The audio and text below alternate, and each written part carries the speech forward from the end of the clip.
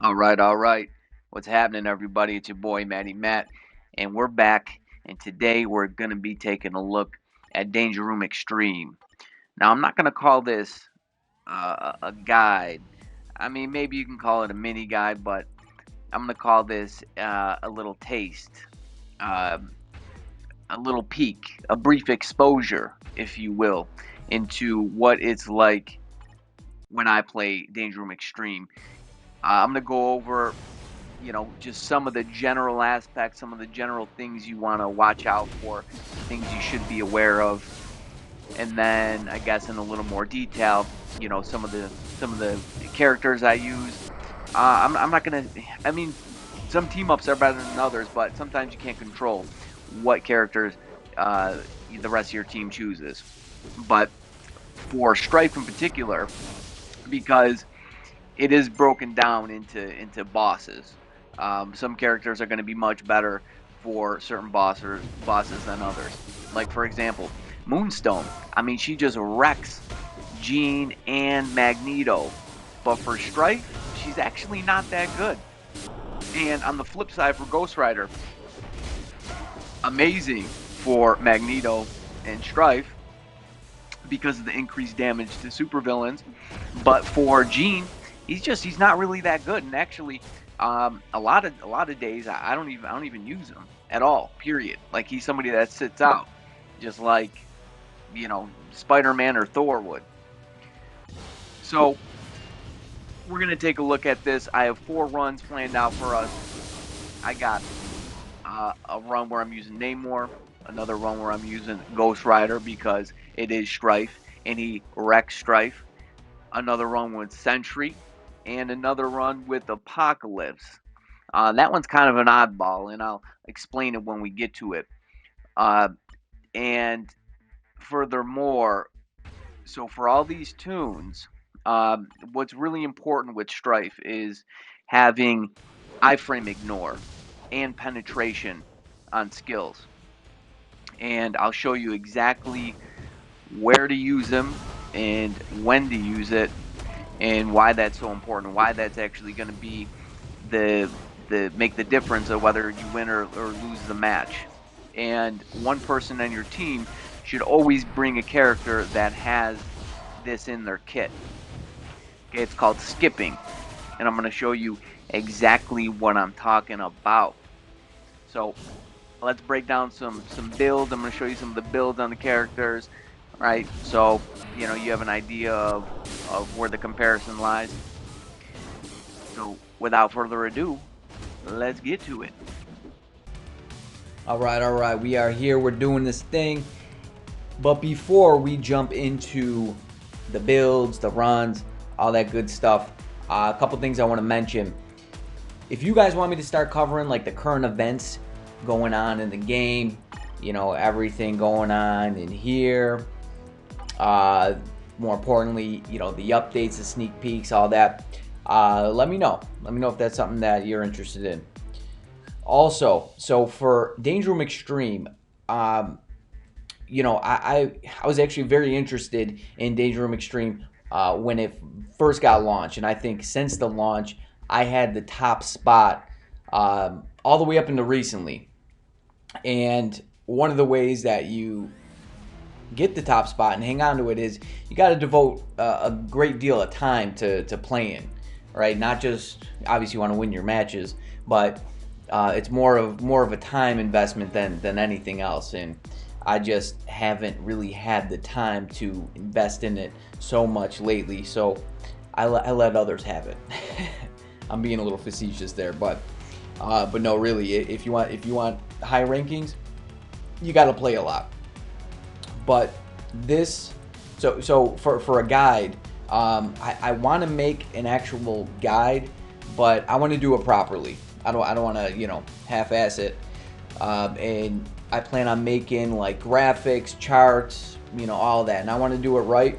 But I want to get something out there. So this is just, like I said, it's a little taste, a tease, something to get you going along the way if you're not too experienced with Danger Room Extreme as it is. So Like I said, 4 runs. I'm going to show you 1 run. I'm using Namor. Let's go over and check out Namor's build here. This guy, you know, I think a lot of people had him built up, right, for ABX.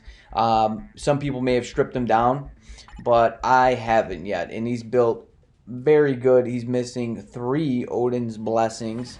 You know, fully maxed out ISO 8 and a Rage. I don't think this guy really can operate too well without a Rage. I don't know, maybe a Judgment. I actually, you know, now that I think about it, I haven't heard anybody really using a Judgment on him, but maybe that's a thing. I don't know.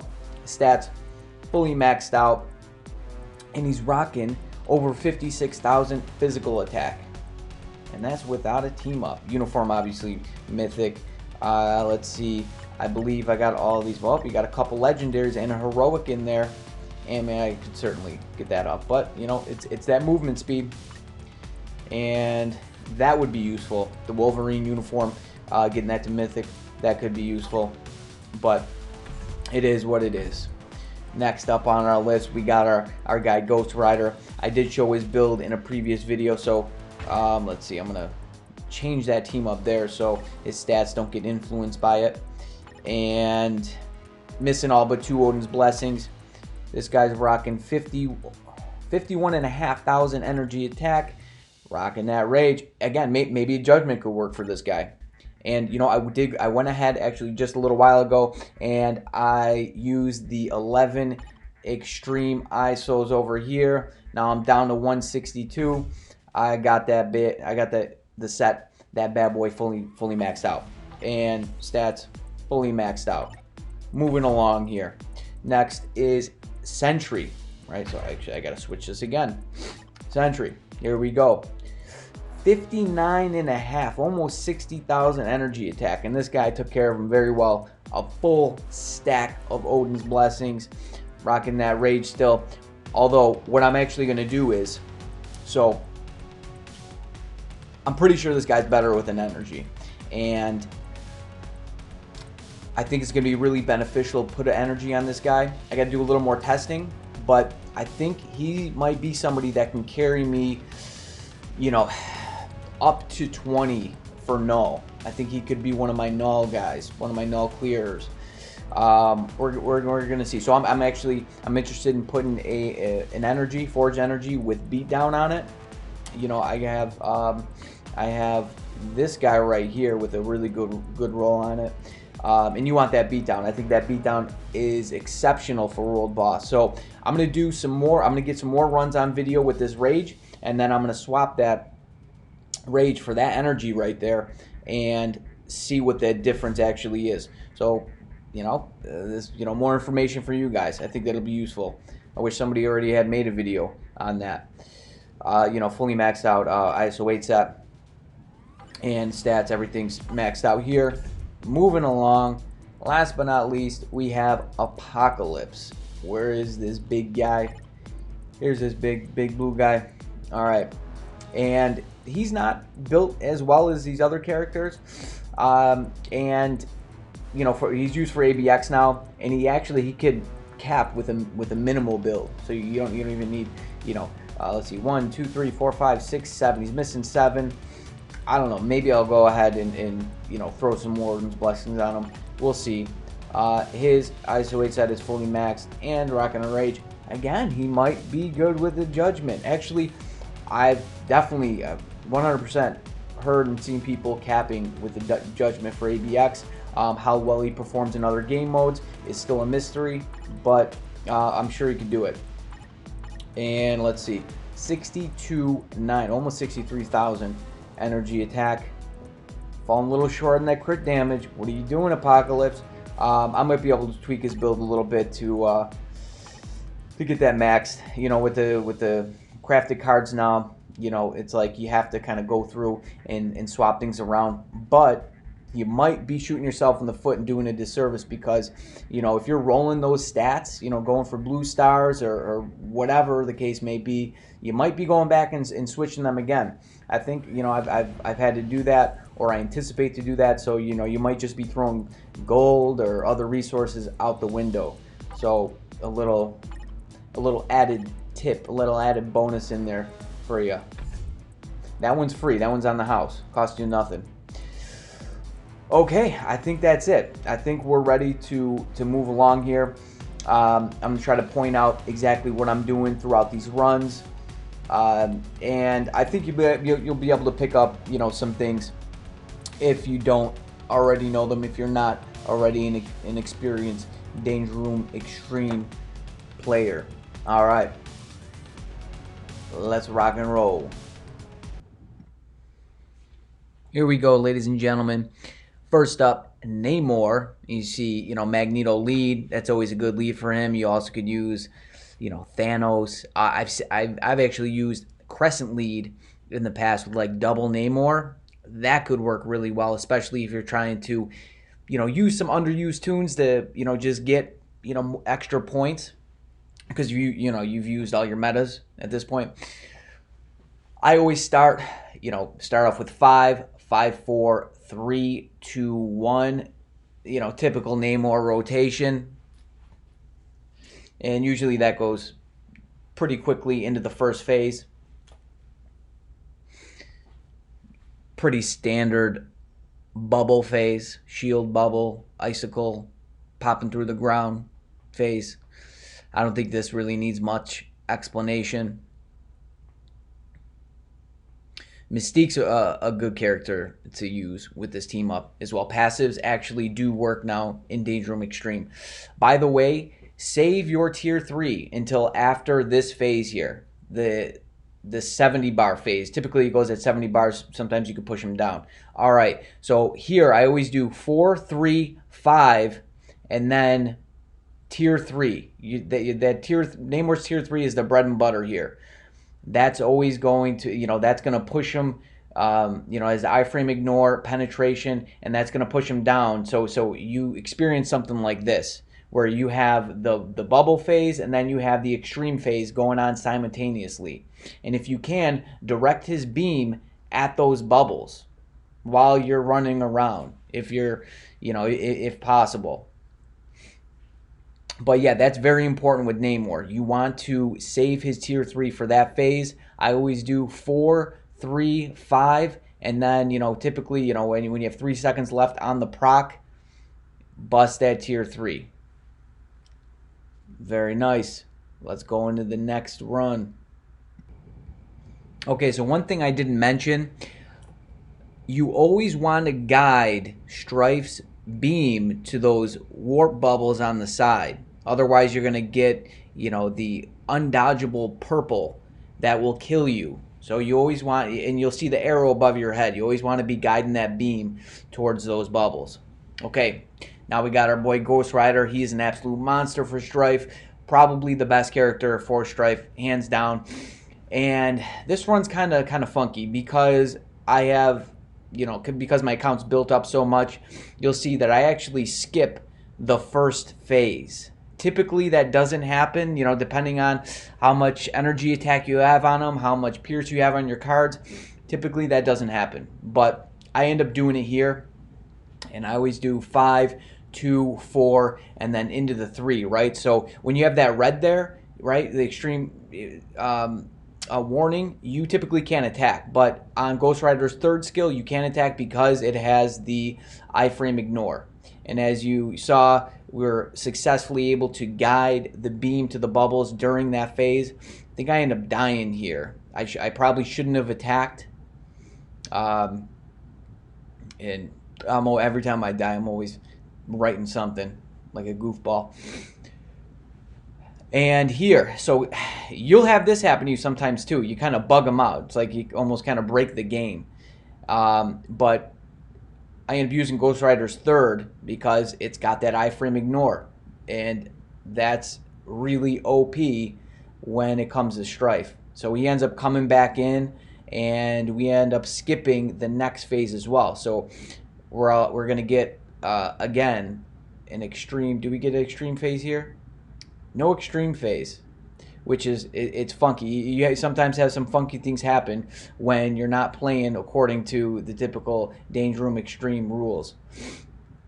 Yeah, see those beams going across there? Those have penetration, and those will kill you. They're an unavoidable, undodgeable skill. They penetrate everything. You will die. And also, if if you get the freeze around you, um, you kind of want to stay away from your teammates. Most of the time. All right, let's jump into the next one here. Next up, we got our boy Sentry. He is actually really good for Strife. He's got the iframe ignore on his skills. He is a skipper. He can skip. That's what we call skipping that 70 to 40 bar phase, right? When you get that red warning, only certain tunes or tunes with certain skills can actually skip that phase. So they're probably better team ups, for Strife, but we don't necessarily need it. We don't skip the first phase. I've only been able to skip the first phase with Ghost Rider. I think Sharon Rogers can skip it as well. I've had teams do that. I think maybe they charge up for tier 3, and then I've seen people skip all the way from the first phase down to 40 bars, which is kind of crazy, very unexpected. But, and again, save your tier 3 on every single character. Save your tier 3. I'll make another video on awakened characters. I plan on making a bunch of videos. In here, yeah, the freeze, you'd want to stay away from your team, right? Especially the person who's dealing the most damage. Just kind of stay out of their way. But here, we're going to get the warning, and you see I popped a tier 3 here. Yeah, in Sentry, his damage completely spikes. In the next rotation after the tier 3, it doesn't necessarily get that far. Also, if you get the laser phase during the bubble phase, yeah, I think I got stuck here, I just wasn't moving. But if you get that, sometimes it's best just to die on purpose, because if you try to stay alive and then you die towards when Strife actually pops back into iframe, it could work out way worse for you. So sometimes it's better just to die. Also, if you're not the main damage dealer on the team, sometimes it's just better to die as well, because it's very hard for all 3 players to stay alive during that phase. So do your team a favor and just die. All right, here's this run. Wrapping it up. Let's jump into the last one. Last run is a little funky. There wasn't a plan. I kind of just chose a character kind of sporadically. So my team, both guys, they end up taking Moonstone. And I was going to use Star-Lord would be a great lead for Moonstone. Except none of these characters can skip that phase. And depending on who you're playing against, most teams you don't necessarily need to, but to be on the safe side, you want to be able to skip the phase. And Star-Lord or Moonstone, neither of them can skip the phase. So I ended up taking Apocalypse. I could have took Thanos, that would have been good, but I ended up taking Apocalypse. And you'll see, we don't end up skipping. We come very, very close to skipping. Apocalypse can skip. It's kind of funky. It ends up happening, sometimes you can get it with his tier 3. Just his tier 3, and then other times you pop his tier 3 and then you get it on the next skill. So there's a brief period, a very brief period, that you have to do damage when the extreme phase starts, and then or when it ends. Right, he pops out of iframe, and then for a quick moment he pops back into iframe, so you can do damage on that. I have a run using Sharon Rogers where I actually do that, which would be a prime example, and I'll put that in the next video.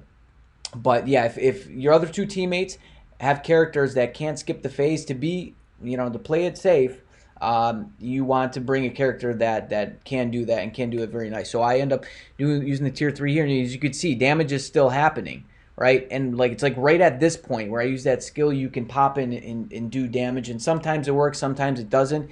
So if you get him to, it's 41 bars or under, he'll go into that next phase. We didn't get it. We were so close. I mean, look how close we were, less than a bar, and that would have happened. Uh, this one's kind of a nail biter. These guys, they put up a good fight. We did end up squeaking the win off. But yeah, Moonstone really good. But you know, if she had that iframe ignore penetration on one of her skills, she would be just. It would probably just be broken at that point. You'd be able to just skip all the phases. It would be rather insane. In here, yeah, you want to try to you know, get all those bubbles, knock them all out, so you don't die. But a lot of times, if you're able just to do damage quickly and burst, it doesn't even matter. I hope you enjoy these runs, guys. Before I send you on your way, a little PSA. So after getting the video all edited and everything pretty much set, ready to go, I noticed that the audio at the beginning of the video is really bad. I tried using a different recording method, my Beats headphones actually, and it failed miserably. And my apologies for that. Hopefully you've stuck around longer than that after you heard the audio and you're like, oh man, I'm out of here. Hopefully that's not the case. But we're getting some other things underway. I have Streamlabs and Reflector going, so you may just see my face in one of these next videos. That would be cool.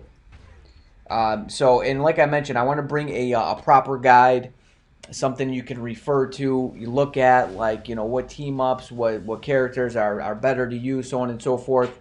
Oh, and to mention, Doctor Strange, not even, he doesn't necessarily have to be in the leader spot, but he has a crazy buff on his 5th skill. You could bring him in any team, and you will benefit largely from that. So I think that's about it. I hope you guys enjoyed it. I hope you gained something from this video. That's what it's all about. Me trying to share what I know to help you guys along.